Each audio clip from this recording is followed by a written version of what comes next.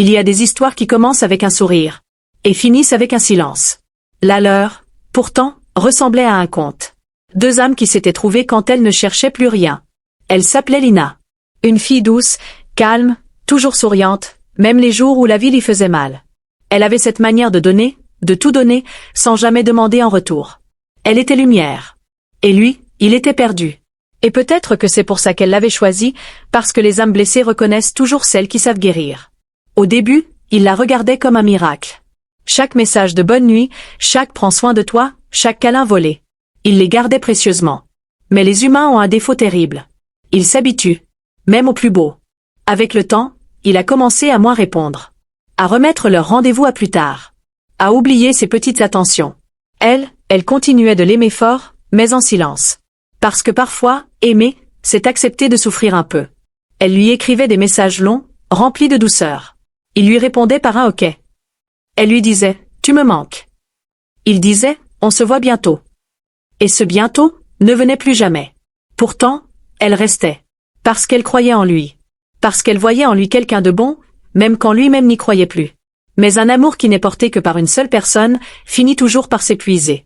Un soir, elle a craqué. Elle était dans sa chambre, seule, regardant son téléphone qui ne sonnait plus. Elle relisait leurs anciens messages, ceux de l'époque où il lui disait quelle était sa raison de sourire. Elle se demandait où cet homme-là était parti. Pourquoi il avait changé? Pourquoi elle n'était plus une priorité? Elle a écrit un long message.